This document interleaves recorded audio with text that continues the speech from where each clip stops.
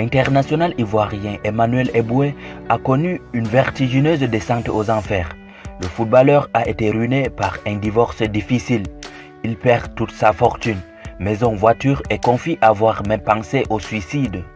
Alors que devient-il aujourd'hui? En 2017, l'ancien défenseur a été impliqué dans une bataille juridique avec son ex-épouse Aurélie, où il s'est retrouvé du côté des perdants et a finalement dû renoncer à certains de ses biens. Il avait à l'époque déclaré qu'il était ruiné et sans abri. Pour lui, il n'était pas inquiet parce qu'il savait qu'elle allait s'en servir des biens pour s'occuper de ses enfants. Aujourd'hui, Emmanuel Eboué reprend sa vie en main. Pour ceux qui ne le savaient pas, remontons un peu dans l'histoire. En 2006, Emmanuel Eboué jouait contre le Barça avec le maillot d'Arsenal. Quelques mois plus tôt, il participait à la finale de la Coupe d'Afrique en équipe nationale ivoirienne contre l'Égypte. C'est dire que financièrement, tout s'est passé bien.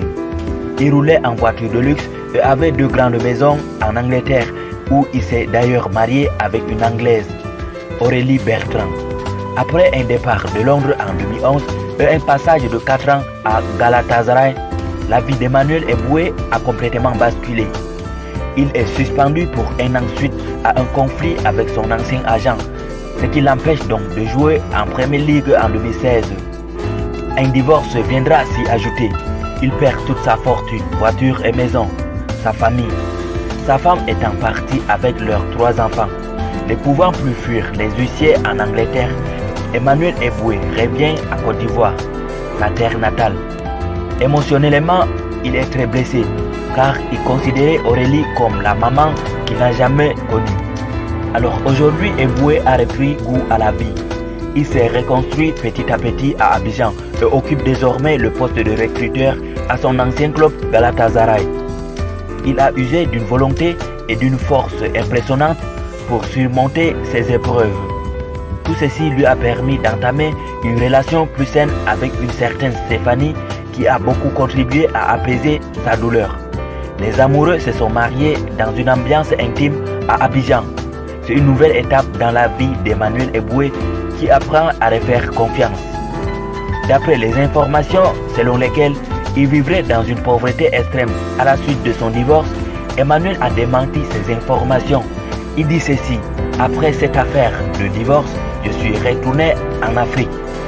J'ai mes propres propriétés en Afrique et donc je vis grâce à cela, a-t-il ajouté.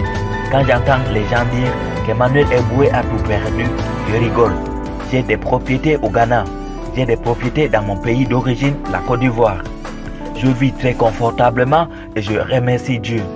Alors quand les gens continuent de parler et disent qu'Emmanuel n'a rien, qu'il ne peut pas manger, qu'il n'a pas d'endroit où rester, ce n'est pas vrai. Alors on venait de faire un tour dans la vie de l'international ivoirien Emmanuel Eboué. N'hésitez pas de nous faire part de vos réactions en commentaire et de vous abonner surtout si vous découvrez la chaîne pour la première fois.